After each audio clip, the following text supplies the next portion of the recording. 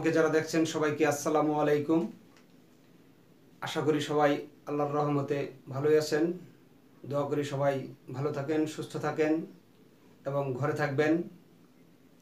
আর আমার প্রিয় শিক্ষার্থীবৃন্দ, তোমরা নিশ্চয়ই জানো করোনা ভাইরাসের কারণে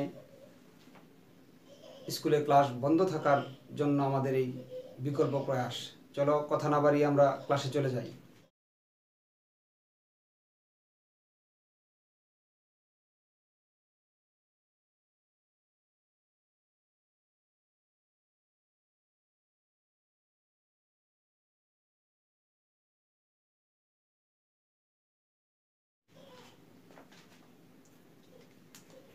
দেখো, আমি বোর্ডে কতগুলো ফলের নাম লিখছি। কমলা, আঙ্গুর, লেবু, তেঁতুল, টমেটো, আমলকি, আপেল, আনারস, আম, এগুলো সবগুলোর সাথে আমরা পরিচিত এবং এগুলো সবগুলোই আমরা খেয়ে দেখছি। টক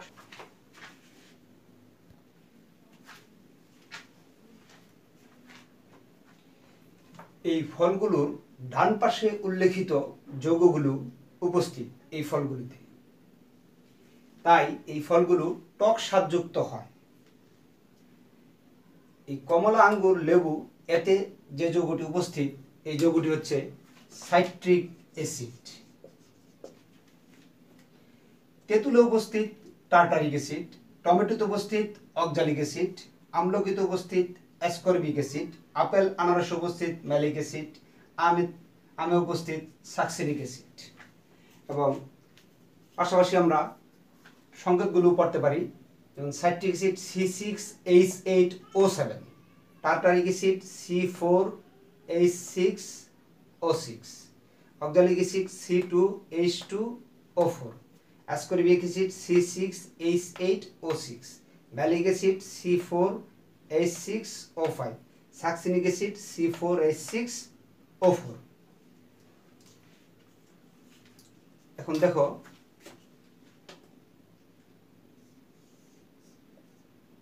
আমি একটা যোগসূত্র তৈরি করে দিলাম।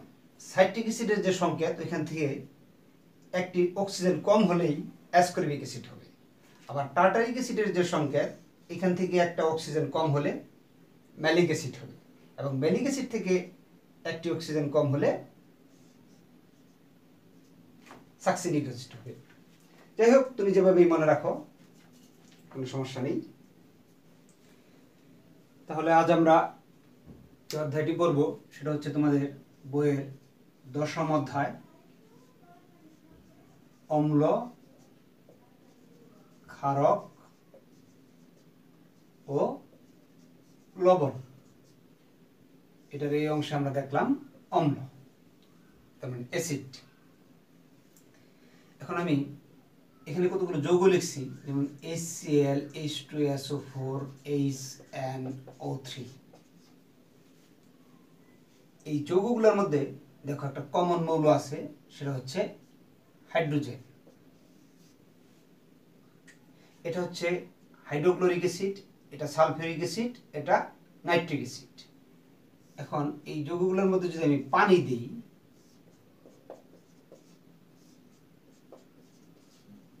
এরা সকলেই H+ আয়ন দান করবে। Cl-, SO4 2-, NO3-, যেহেতু হাইড্রোজেন দুইটা, এখানে 2 দিয়ে দিলাম। তাহলে এরা সকলেই, অর্থাৎ এই হচ্ছে H+ দান করবে। এই সমস্ত যৌগগুলোকে বলা হবে অ্যাসিড। অর্থাৎ যে সকল যৌগে হাইড্রোজেন উপস্থিত আছে এবং জলীয় দ্রবণে H+ আয়ন দান করে, তারা হচ্ছে অ্যাসিড। এখন আমার মনে একটা প্রশ্ন জাগতে পারে, আমি লিখলাম CH4 মিথেন, এখানেও তো হাইড্রোজেন আছে, তাহলে প্রশ্ন করতে পারে মিথেন কি অ্যাসিড? উত্তর নো, কারণ মিথেন জলীয় দ্রবণে H+ দান করে না, সুতরাং মিথেন অ্যাসিড নয়। সুতরাং H থাকলেই যে অ্যাসিড হবে এরকম কোনো গল্প না, হাইড্রোজেন থাকতে হবে এবং জলীয় দ্রবণে H+ আয়ন দান করতে হবে। তারাই হচ্ছে অ্যাসিড। এখন আবার মনে এই প্রশ্নটাও থাকতে পারে NH3 সে কি অ্যাসিড? আচ্ছা এখানে পানি দিই, এখানে তো হাইড্রোজেন আছে, পানি দিলে অ্যামোনিয়াম হাইড্রোক্সাইড গঠন করবে। এটা আবার ওইখানে NH4 প্লাস আর OH মাইনাস, অর্থাৎ সে H প্লাস আয়ন দান করে নাই। এটা কি H প্লাস দান করে নি, বরং OH মাইনাস আয়ন দান করেছে। OH মাইনাস আয়ন দান করলে আমরা জানি সেটা হচ্ছে, আমরা দেখব একটু পরেই, সেটা হচ্ছে ক্ষারক। তাহলে অ্যামোনিয়া অ্যাসিড নয় বরং ক্ষারক। আর মিথেন হাইড্রোজেন আছে কিন্তু জলীয় দ্রবণে H প্লাস আয়ন দান করে না, এই জন্য সে অ্যাসিড নয়। আর অ্যামোনিয়া জলীয় দ্রবণে তো H প্লাস দান করেই না, বরং OH মাইনাস দান করে, সুতরাং তাকে অ্যাসিড বলা যাবে না, বলতে হবে ক্ষারক। তাহলে আমরা অ্যাসিডের সামান্য একটা ধারণা পেলাম যে যারা জলীয় দ্রবণে H প্লাস আয়ন দান করে এবং হাইড্রোজেন আয়ন উপস্থিত, তারা হচ্ছে অ্যাসিড। এবার আসি ক্ষারকে। ক্ষারক আমরা দুইটা জিনিস শিখবো এখানে, অক্সাইড আর একটা জিনিস হচ্ছে হাইড্রোক্সাইড।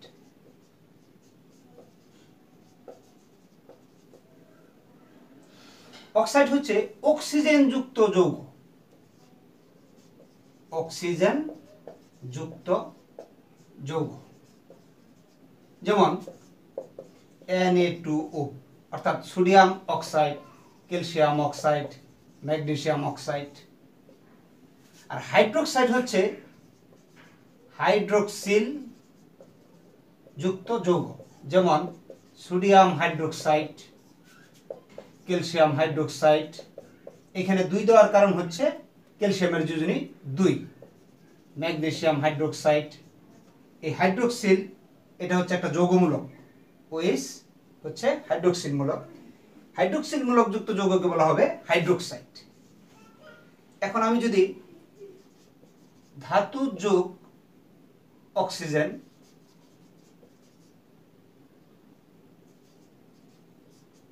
অর্থাৎ এটা হচ্ছে ধাতুর অক্সাইড, ধাতুর অক্সাইড, যেমন এই sodium oxide, calcium oxide, magnesium oxide, copper oxide ইত্যাদি। এরকম ভাবে হাইড্রোক্সাইড যদি আমরা বের করি, ধাতু যোগ হাইড্রোক্সাইড, তাহলে ধাতুর হাইড্রোক্সাইড হবে, অর্থাৎ সোডিয়াম হাইড্রোক্সাইড, ক্যালসিয়াম হাইড্রোক্সাইড এসব, মানে হাইড্রোক্সিল।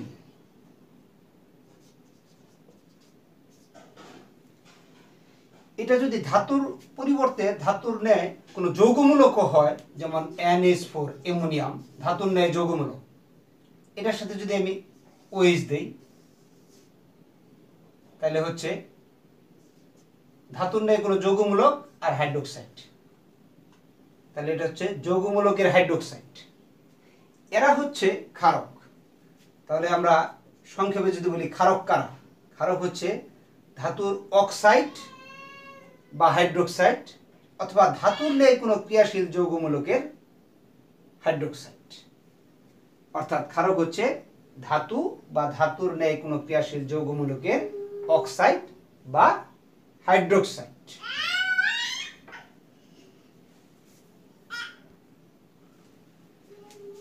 দেখো আমরা আবার বোর্ডে কতগুলো সংকেত লিখছি, যেমন calcium oxide, sodium oxide, magnesium oxide, copper oxide, aluminium oxide. আবার এদেরই হাইড্রোক্সাইড লিখছি, calcium hydroxide, sodium hydroxide, magnesium hydroxide, copper hydroxide, aluminium hydroxide, iron 2 hydroxide, iron 3 hydroxide. এরা কোনো ধাতুর অক্সাইড অথবা হাইড্রোক্সাইড, সুতরাং এদেরকে সবাইকে আমি বলতে পারি এরা হচ্ছে ক্ষারক। তবে এই ক্ষারকগুলোর মধ্যে copper hydroxide, iron hydroxide, aluminium hydroxide এরা পানিতে দ্রবীভূত হয় না, দ্রবণীয় নয়।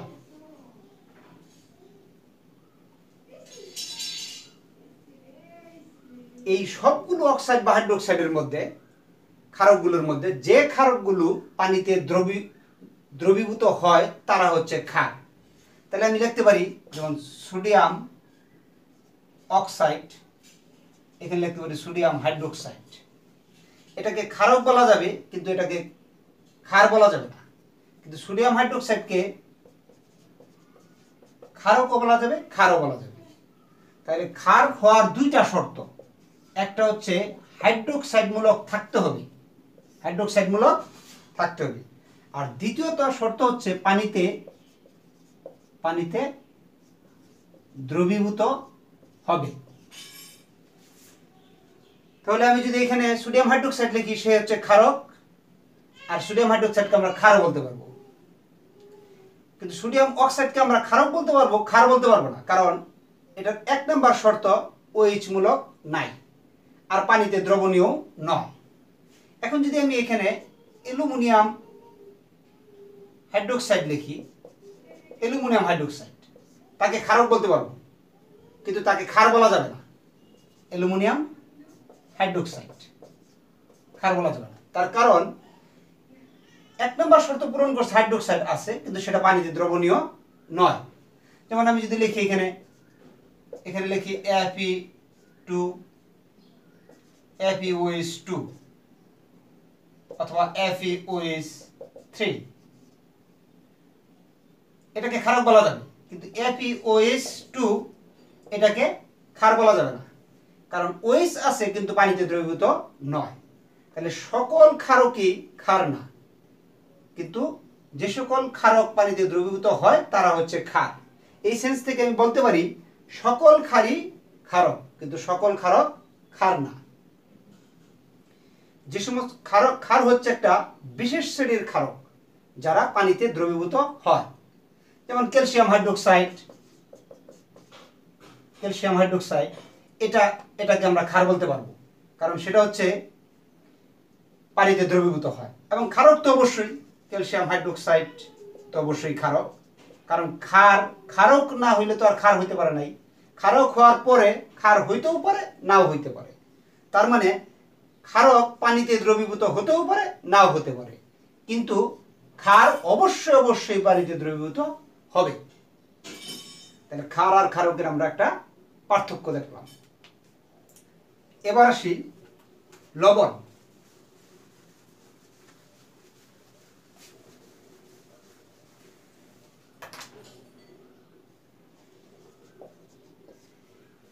এই যে আমরা অ্যাসিড পড়ছিলাম, হাইড্রোক্লোরিক অ্যাসিড জলীয় দ্রবণে H+ আয়ন দান করে, এবং NaOH সোডিয়াম হাইড্রোক্সাইড ক্ষারক বা ক্ষার।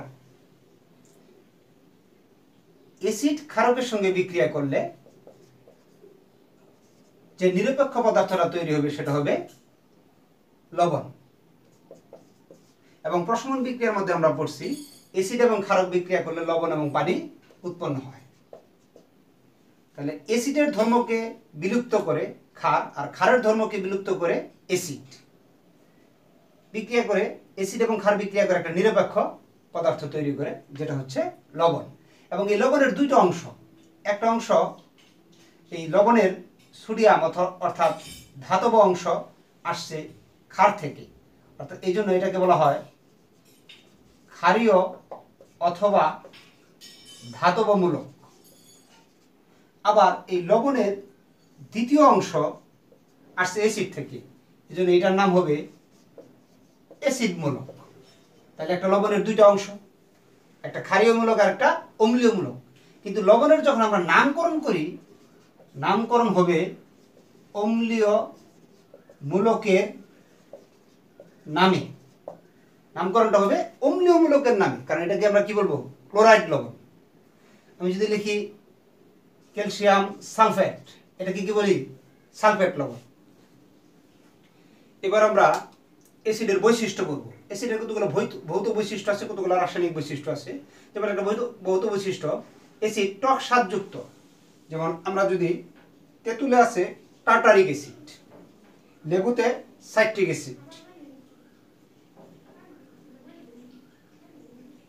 এরকম আপেলে মেলিক অ্যাসিড আছে, আমলকিতে ভিটামিন সি অর্থাৎ অ্যাসকর্বিক অ্যাসিড আছে।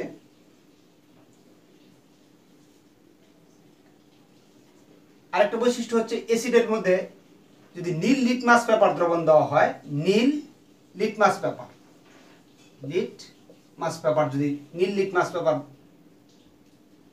দেওয়া হয় তাহলে অ্যাসিড লাল বর্ণ ধারণ করে। এটাও একটা অ্যাসিডের বৈশিষ্ট্য।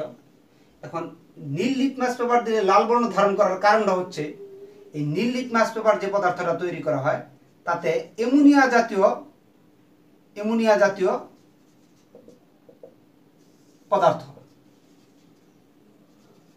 এই অ্যামোনিয়া অর্থাৎ ক্ষার জাতীয় পদার্থ থাকে। ক্ষার জাতীয় পদার্থ থাকার কারণে অ্যাসিডের সঙ্গে বিক্রিয়া করে এবং বর্ণ পরিবর্তন করে। এছাড়া আমরা আরো রাসায়নিক বৈশিষ্ট্য করব।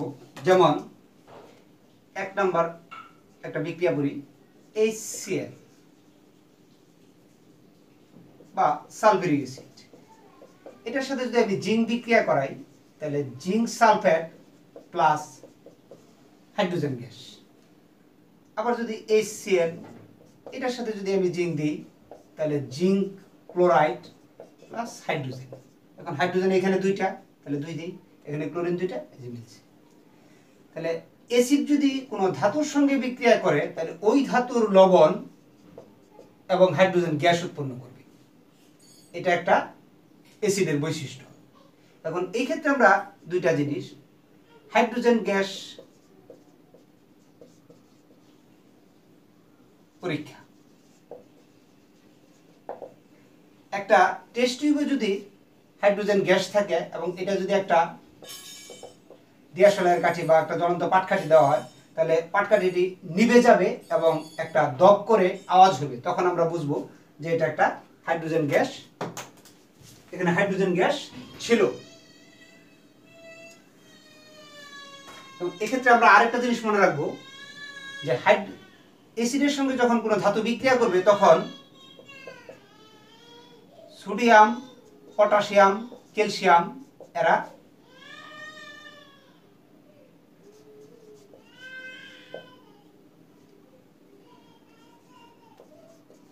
ব্যবহার করব না, কারণ এরা অত্যন্ত সক্রিয় মৌল।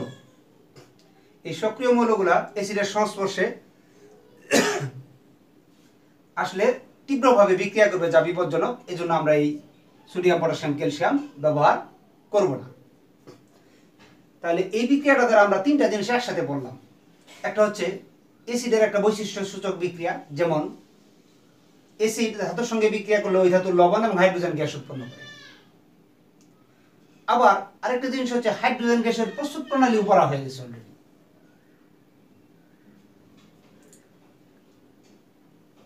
2, এখন অ্যাসিডের দ্বিতীয় বৈশিষ্ট্য, অ্যাসিড যদি HCl এই ক্ষারকের সঙ্গে বিক্রিয়া করে তাহলে ওই ধাতুর লবণ NaCl প্লাস পানি। তার মানে এখানে লবণ প্লাস পানি, অ্যাসিড ছিল, এটা হচ্ছে ক্ষারক। 3 নাম্বার বৈশিষ্ট্য, অ্যাসিড যদি H2SO4 সালফিউরিক অ্যাসিড যদি ক্যালসিয়াম কার্বনেট, এটা হচ্ছে কার্বনেট যুক্ত লবণ অথবা কার্বনেট যুক্ত যৌগ বিক্রিয়া করে তাহলে calcium sulphate plus carbon dioxide plus পানি। তাহলে 3টা বিক্রিয়া আমরা ভালোভাবে শিখবো এবং 3টা বৈশিষ্ট্য মনে রাখবো যে অ্যাসিড ধাতুর সঙ্গে বিক্রিয়া করলে ওই ধাতুর লবণ এবং হাইড্রোজেন গ্যাস।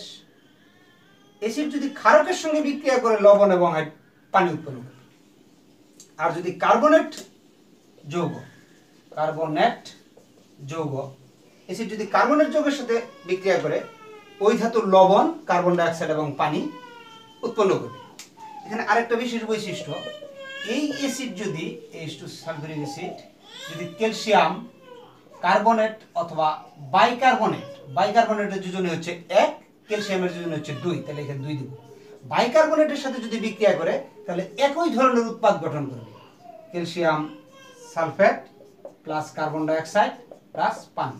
পার্থক্য শুধু সমতাকরণের ক্ষেত্রে, যেমন এখানে হাইড্রোজেন দুইটা, এখানে 2 অনু পানি দেবো, আর দুইটা কার্বন যেহেতু দুইটা, 2 অনু কার্বন দুইটা দেবো, তাহলে ক্যালসিয়াম একটা, সালফেট একটা, ওকে।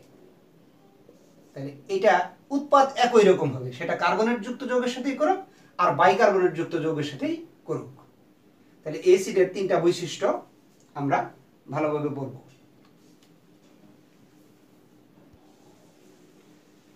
এখন আমরা ওই অ্যাসিডের তৃতীয় বৈশিষ্ট্যের মধ্যে যে কার্বন ডাইঅক্সাইড উৎপন্ন হয়েছিল সেই কার্বন ডাইঅক্সাইড শনাক্তকরণ করব যে সত্যিকারের ঠিক কার্বন ডাইঅক্সাইড কিনা।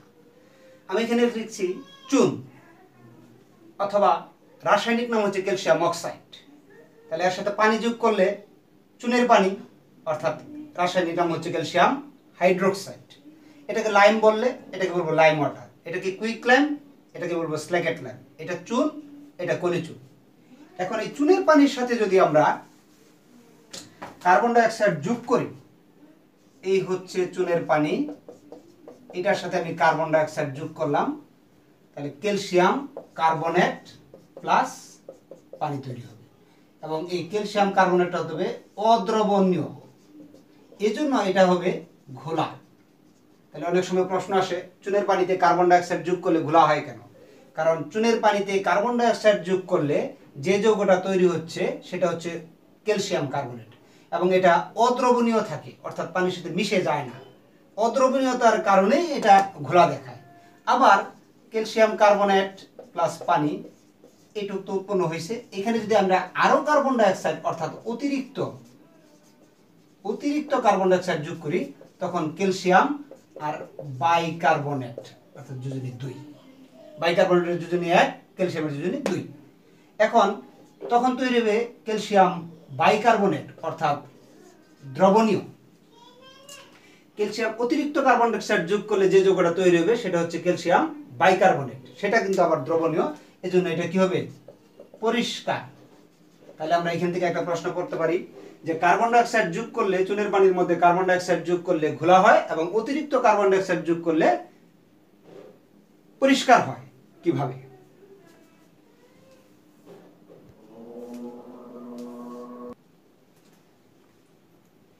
আমরা আগামী ক্লাসে নির্দেশক, অ্যাসিড, ক্ষারের ব্যবহার, সৃজনশীল প্রশ্ন এবং বোর্ডের প্রশ্ন করার চেষ্টা করব।